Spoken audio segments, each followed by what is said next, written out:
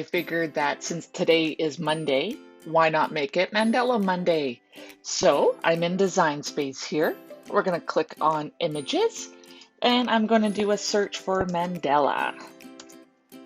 So we got 791 results. So I'm going to go to Operation Type, do Cut Only, because I want to do something out of cardstock, and I want multiple layers. So now we're down to 194, so a bit more manageable to scroll through. I want something fun, kind of summary. So let's go with this butterfly here. Let's open him up. So the butterfly size is width-wise just under 9 inches. My cardstock that I think I'll be using today will be my 8.5 by 11 inch cardstock. So the width is fine. My problem is actually going to be the height.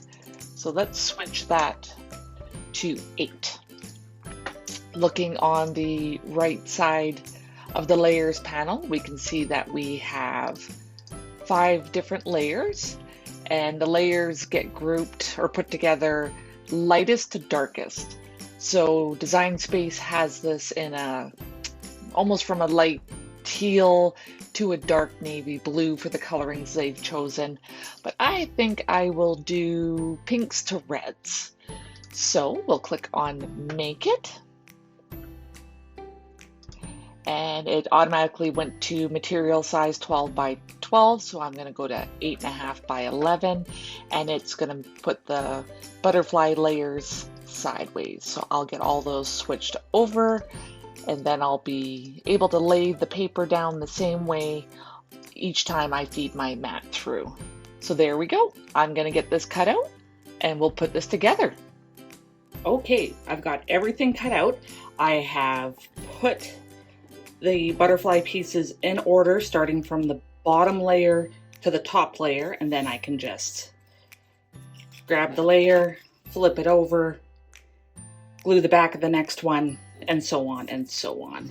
So let's put this guy together. Okay, I'll be using Craft Bond Khaki Glue. I find that this glue works the best for me when it comes to gluing cardstock onto cardstock. There's probably a better glue out there, I just haven't found it. I've tried quite a few different ones and you eventually start to give up. So you want to put it on thinly, but you have to coat enough of the butterfly that it's going to stick and not weed up. So, oh, see, I got a little bit too much there, so I'm just going to use my fingers to dab that around. This glue does dry clear, so you don't have to worry if you get some onto the front part. And remember, with all the different layers, that's something you don't really have to worry about because they'll get hidden. Okay, so that should be enough. A few blobby parts there. Again, we'll just use my finger. I love working on my cutting craft mat because if I do get glue on it, it just wipes right off. So let's line this up the best we can. I'm going to try and line up with the antennas and the body, and then everything else should line up very nicely. Smooth it down. Give it a bit of pressure. You just want that glue to start to adhere. Now keep in mind as you're doing the layers, if you can, let the layers just dry a little bit in between and you'll get less kind of bubble bumps going on. So, okay, let's grab the next layer. I just got a little cloth, paper towel cloth here. I'm just gonna wipe off some of the excess glue.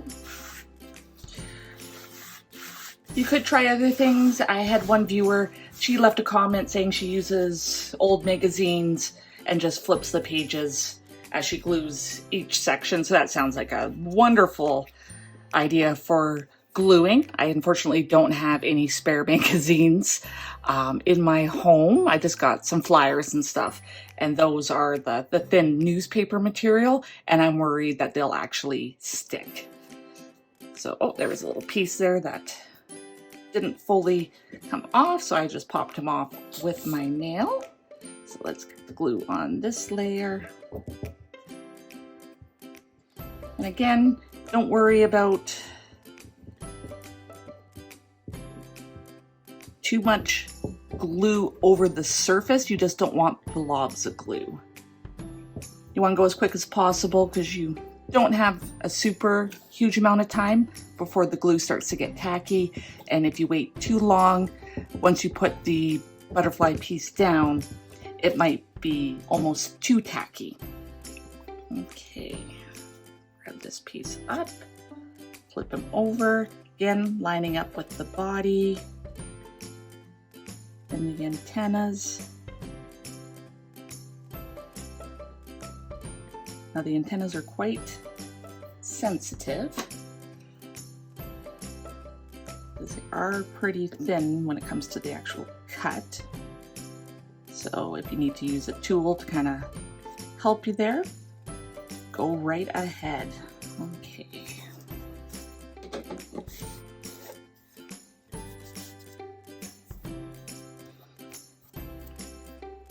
I was a little off on that one, but that's okay because again, the layers build up and just more and more of the different pieces will show. So, okay, I gave that layer just a couple minutes there to dry. So we'll grab the next layer. As you can see, we're getting smaller and smaller, so it's going to get less and less space to have to glue. Now, I really want to put the glue quite thin on the antennas, just because the buildup might make the paper just a little soft, and we don't want that.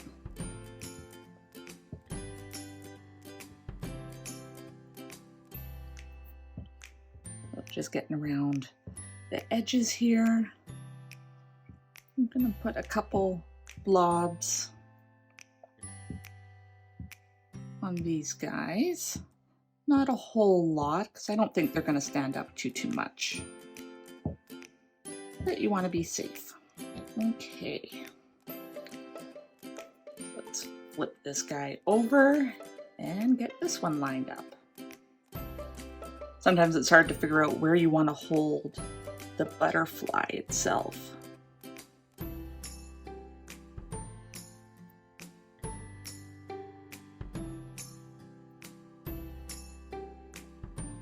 Antennas down. There.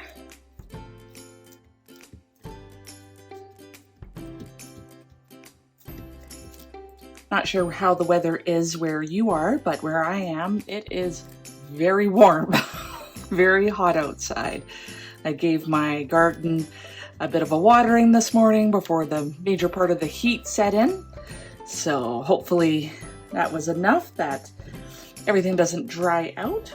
I got a little piece of paper scrap in there. I'm sure any paper scrappers that are watching knows what that is like. Okay, we got the final piece. So no antennas on this piece. So yay for that. Let's get this glued up. And just trying to wiggle the glue around, get it, especially along the outside. Oh, that blobbed a little bit too much there.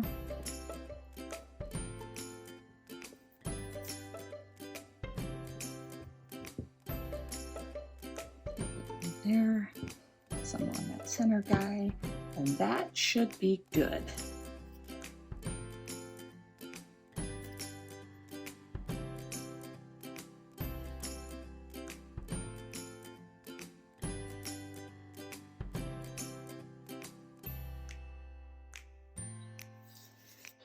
So on this layer, I just tried my best to line it up with the one on top.